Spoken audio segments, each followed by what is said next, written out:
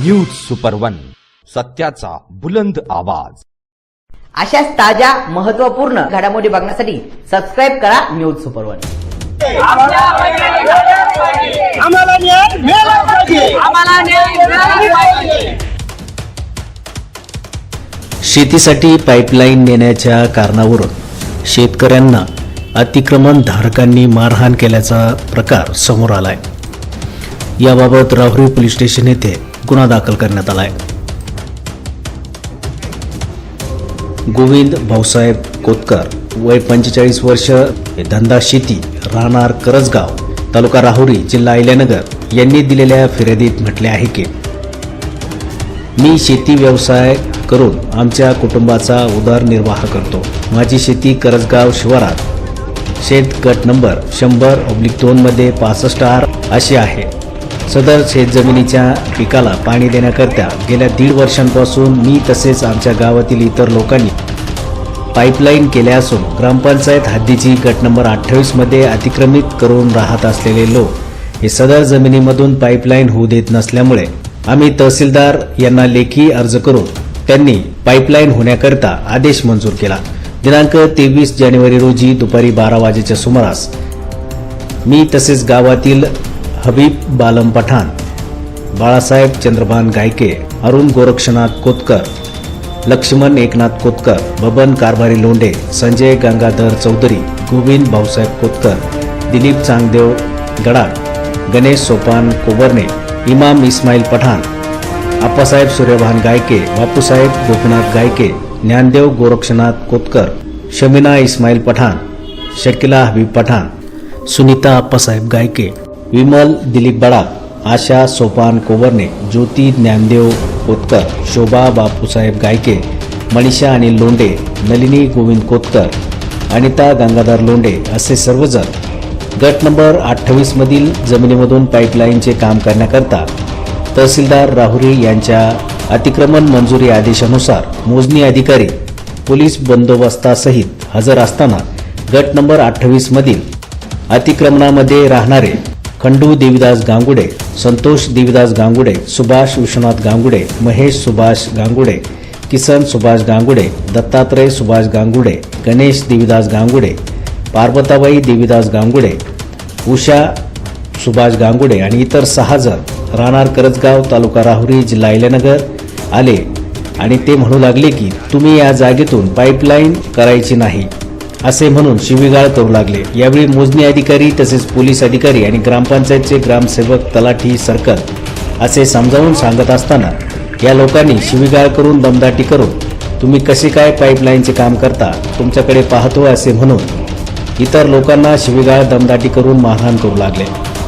यावेळी संतोष देवीदास गांगुडे यांनी त्याच्या हातातील कत्तीने बाळासाहेब चंद्रभान गायके यांच्या हातावर मारून दुखापत केली।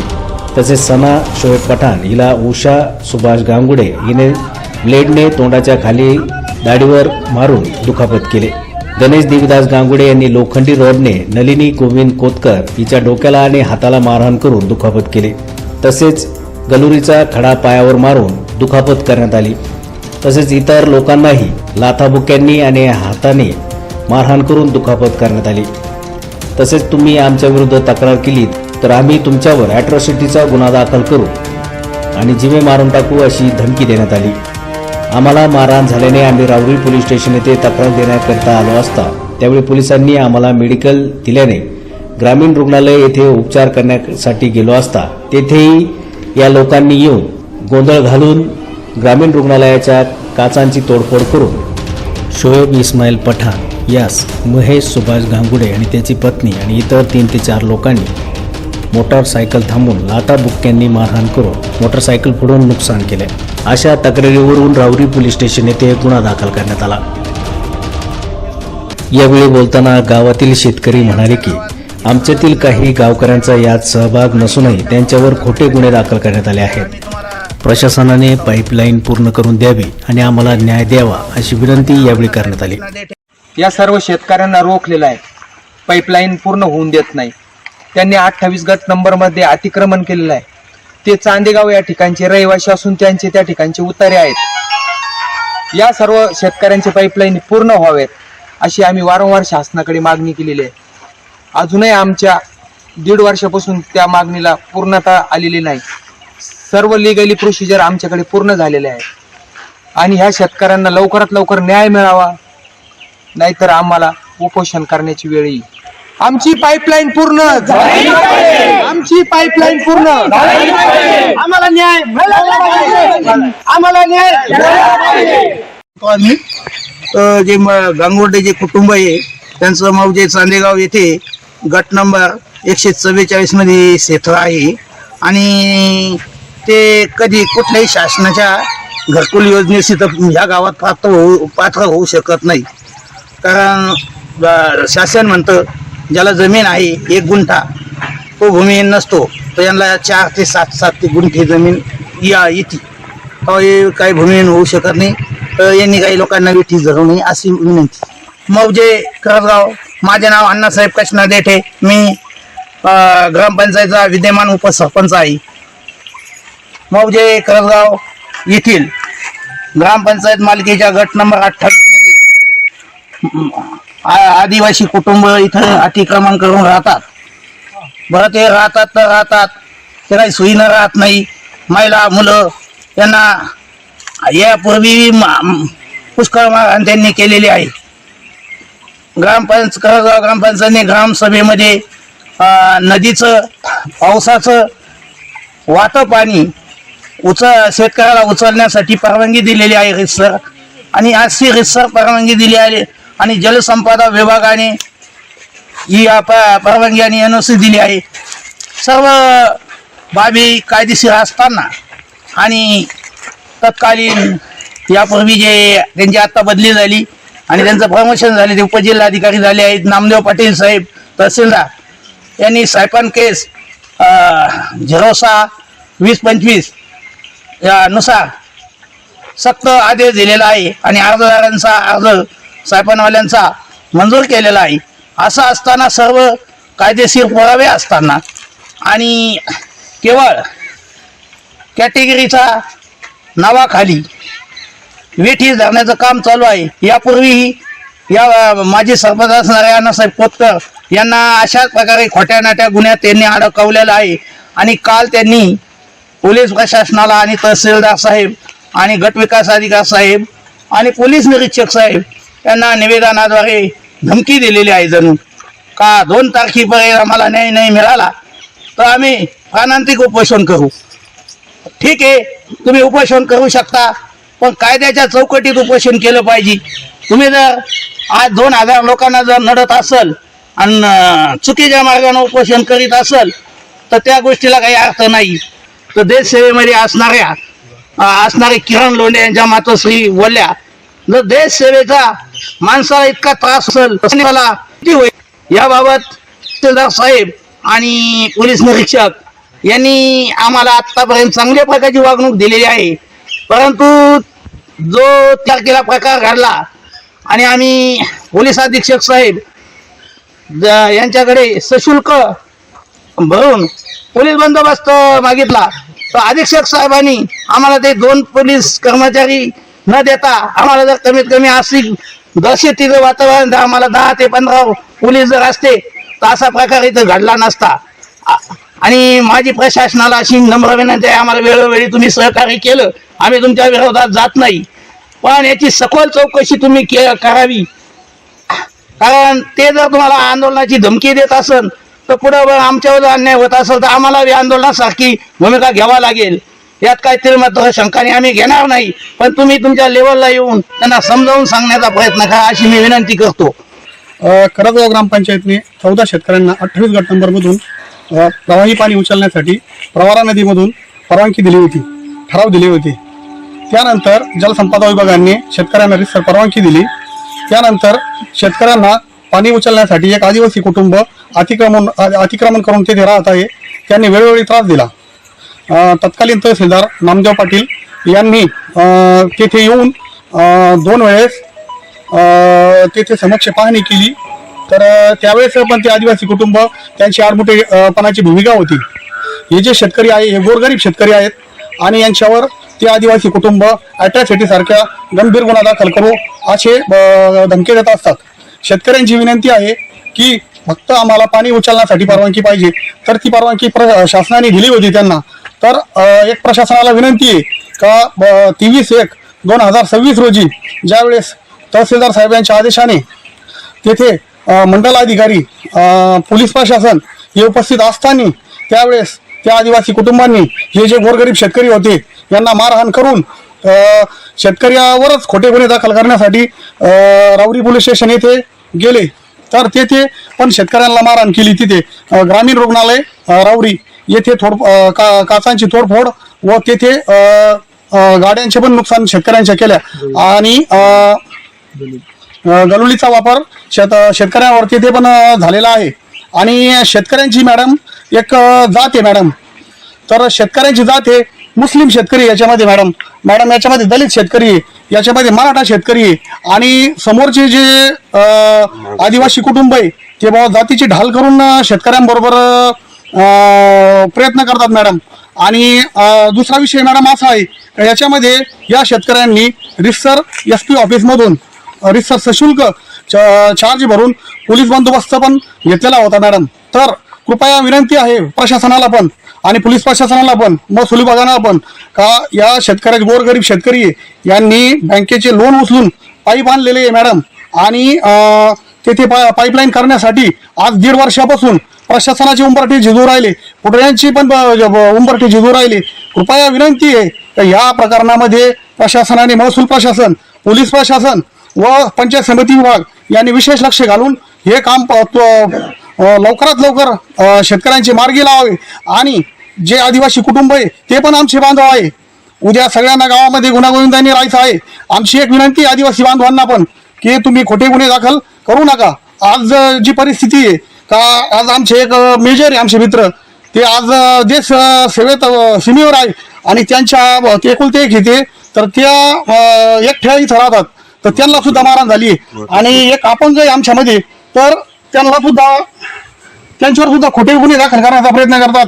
तर शेतकरी तिथे उपस्थित नसताना पण काही शेतकरी अजित कोतकर, गणेश कोपरणे, बाळकृष्ण कोतकर हे रामगिरी महाराज इथं मठामध्ये शिष्य आहेत. तर कृपया प्रशासनाला, पोलीस प्रशासनाला विशेष करून विनंती आहे का खोटे गुन्हे दाखल करू नये आणि या गोरगरीब शेतकऱ्यांकडे लक्ष देऊन यांची पाईपलाईन पूर्ण करून द्यावा ही विनंती.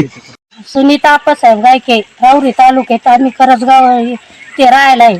आम्हाला पाणी शेतीसाठी पाणी नेण्यासाठी पाईपलाईन न्यायची होती. आदिवासी लोकांनी आम्हाला नेण्यासाठी 3 वेळेस आमचे माणसं गेले तिथं. पहिल्या वेळेस गेले त्यावेळेस आम्ही नव्हतो गेलेलो, तिथं मस्त पोलीस होते, प्रशासन होतं, पण तिने आम्ही महिला त्यांच्या संग नसताना माणसांपुढं कपडे काढले, फाडले, माणसांवर हे केलं. दुसऱ्या वेळेस माणसं त्यांच्या पाया पडायला गेले का म्हणायला गेले आम्हाला पाणी नेऊन द्या.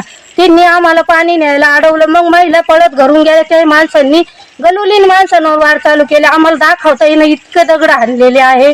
आमच्यातल्या महिलांचे काही तोंड चिरले, काहींचे लहान मुलं घरी बेशुद्ध झाले. ऐकून इतकी परिस्थिती बेकार केली त्या आदिवासींनी. आणि आता त्यांनीच खोटेनाचे आरोप केले. माणसांपुढे येतात, JCB चालू केला, JCBवर येऊन बसल्या, कपडे फाडले आमचे माणसांपुढं. आणि आम्ही महिला मध्ये गेलो तर आमच्यावर हत्यारानं वार केले, मुख्य मार दिले तिने. आम्हाला दाखवता येईना का दिसणार नाही. तिने आमच्या महिलांचे दागिने तोडले, ब्लेड पानं, साडेपिनं इतक्या टोचवलेले महिलांना. त्यांच्याकडे सगळे हत्यारं घेऊन ते तयारीत आलेले होते. आम्ही सावध नसतानाही आम्ही पळत होतो. आमच्या मागात दगड घेऊ पळत होते ते. आणि त्यांच्या घरी कोणी गेलं नाही, काय नाही, तरी त्यांनी माणसांवर आळ घेतलं. ह्या पोरांनी दगड आणले, आमच्यावर इज्जतीचं हे केलं. आमचे माणसं महिलांना शिवी सुद्धा देत नाही. तर त्या बायांना कधी काही बोलायचे, आमच्या बायाच उलटलट कापात्या, कधी काही बोलत नाही, काही नाही. त्यांच्या बाया डायरेक्ट अंगावर येत्या. तिने JCBवर बसल्या, आम्ही गुढीत बोलायला गेलो. पहिल्या वेळेस तिने डायरेक्ट आमच्यावर हमला केला. ह्या वेळेस तसंच केलं. आमच्या काही महिला घरी होत्या, महिला आलेल्या नव्हत्या. आमच्या काही महिलांना ह्यावेळेस त्यांनी लांबून गलुलीचे दगड हाणलेले. मला शुगर आहे, माझ्या पायाला जखम झालेली आहे, ती बरी सुद्धा होई बहिण, इतकी अवस्था बेकार झालेली. कर्ज घेऊन ये सायपन घेऊन चाललेले आहे आणि शेतकरीला आडे आले आशय दिलो. तिने हानमार केली, दवाखान्यात गेले, तिथं बी बायांवर माणसांवर हमला केलं. एका मुलीचे पाकिट आणि ते हिसकून घेतले, तिच्यावर आधार कार्ड, पॅन कार्ड सगळं काही होतं. आणि आम्हाला न्याय भेटायला पाहिजे, न्याय भेटायलाच पाहिजे आम्हाला. आमचे माणसं किती दिवसाचे वर्षापासून आमचे माणसं हिंडते बिना भाकरीचे येसे तेसे, तरी त्यांचं काही ये नाही. आमचे माणसं जाते येते, किती काय हाणला आम्हाला ते दिवशी गेल्यावर. आता सांगता येणे इकडे हाणला मुख्य मार लावले आम्हाला. हा आज आम्हाला असं केलंय, काल गावाची लोक जाते तिकडं, कोणावर काही बोलते ते. मग वाघाचा भेव होता. आता यांचा भेव झाला आमच्या माणसाला मारायचा. हा यांचे माणसं कधी येते वाघाचा भेव होता, आता यांचं भेव झालं. मुलांना मोठी चालू करायला जाणं आहे, पुढं जाणं येणं ते. आता त्या दिवशी दवाखान्यामध्ये आम्हाला गाठवलं. असं पुढं बी मुलांना माणसाला गाठून मारण्याची धमकी देऊ राहिलेली. जीसीबी वाल्याला सुद्धा म्हणे तू कुठं दिसलं तो जर खाल्लं जीर तर तुला कुठं गाठून मारू म्हणे. मग आम्ही बाहेर निघायचं कसं? शेतकरी लोक आहे, मोठं चालू करायला जाणं आहे, पाणी पाहायला जाणं आहे, काही कायम राहू शकते. इथं महादेवाचं मंदिर आहे, इकडे सुद्धा यायला भीती वाटते. त्यांच्या शेजारी पद्मावतीचं मंदिर आहे, तिथं सुद्धा जायला आम्हाला भीती वाटू राहिली. इतके ते धमक्याच तशा देऊ राहिले आम्हाला. आणि वरूनच त्यांनी उपोषणला बसले केलं, त्यांनीच आमच्यावर अत्याचार करून आम्ही शांततेत म्हणतो त्यांनी आमचाच गैरफायदा घ्यायचं काम चालवलंय. ग्रामपंचायत मालकी हक्काचा असलेला गट नंबर 28 मधून ज्या 14 शेतकऱ्यांनी ग्रामपंचायतने परवानगी देऊन सर्व म्हणजे इरिगेशन खात्याची परवानगी आहे, तहसीलदारांचा म्हणजे आदेश आहे, या सर्व गोष्टी घेऊन कायद्याच्या तरतुदीनुसार एकदम सरळ आणि कायद्याच्या मार्गाने हे 14 शेतकरी आपली पाईपलाईन नदीच्या कडेला नेत आहेत. पण आता काही आदिवासी बांधव त्यांना ते नेण्यास मज्जाव करत आहेत. पण हे सर्व होत असताना आज या 14 जण शेतकऱ्यांना आज यांनी बँकेचे लोन केलेत, कोणत्या अशा उलाढाली करून आपली वावर गहाण ठेवून यांनी या पाईपलाईन या नदीच्या कडाला आणलेल्या आहेत.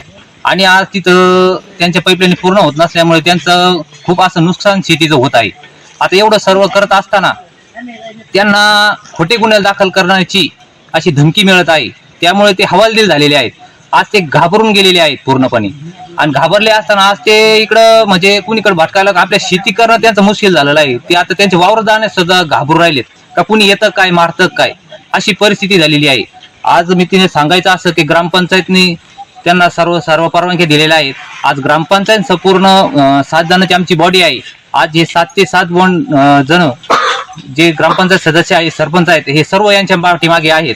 आणि यांनी परवानगी दिली असल्यामुळे त्याच्यात काही शंका नाही की बाबा कुठं न्या कुठं नका नेऊ. त्यांनी सरळ मार्गाने सांगितलेलं आहे की आपण ज्या स्पॉट ग्रामपंचायतने दिलेला आहे त्याच कोणी पैदा होते. आणि हे ते असे बांधव यांना सावकार नियम शेतकऱ्यांना याची वाट हे बघत आहेत. आता न्याय मिळाला नाही ते काय करणार, यांची शेती कशी पिकवणार, यांची उपजीविका कशी चालणार, आता हा प्रश्न सर्वात मोठा निर्माण झालेला आहे. आता यांच्या मुलांचं कसं काय होणार, यांच्या शिक्षणावर त्याचा परिभाव होत आहे. आज दररोज काही ना काही ऐकायला मिळतंय का बाबा आता यांना अटक होणार, यांच्यावर गुन्हे दाखल होणार, यांचे घरचे आई वडील आता काही आजारी माणसं आहेत घरी, हे सुद्धा सारे गडबडून गेलेत. नेमकं आज काय प्रकार घडू राहिलाय या करजगावमध्ये, अशी म्हणजे असं भयानक भीतीचं वातावरण करजगावमध्ये या 14 शेतकरी आणि गावामध्ये निर्माण झालेलं आहे. तरी आमचं विनंती आहे की कायद्यानुसार कायद्याच्या तरतुदीच्या बाहेर हे 14 जण शेतकरी किंवा करजगावचा कोणताही नागरिक जाणार नाही. हे कायद्याच्या पुढे एक पाऊल टाकणार नाही, पण कायद्याने त्यांच्या पाईपलाईन पूर्ण करून द्याव्या अशी मी सर्वांमध्ये विनंती करतो. माझा मुलगा आहे ना आर्मी मध्ये देशमध्ये, आणि आम्हाला साहेबांना चालू गेला आले का साहेबां करायला कधी आम्हाला मारहाण करतात आणि गलुडचे खडे आणतात आणि म्हणतात आम्ही आयरानात राहतो. मी एकटी बाय माणूस आहे, माझ्या मालकाला पॅरलेस झालेला आहे, मी एकटी बाय माणूस एवढं हँडल करते आणि मी एकटी बाय माणूस मोठं चालू करायला का कशी येणार? पोलिसांना भेट नाही ती. आम्ही सारे पोलीस बोललो तर पोलिसांना सुद्धा भेट नाही. पोलीस जास्त आम्हाला दगड मारतील. या प्रसंगी गावातील शेतकरी तसेच नागरिक मोठ्या संख्येने उपस्थित होते. न्यूज सुपरबनसाठी निर्मला शिंदे, श्रीरामपूर.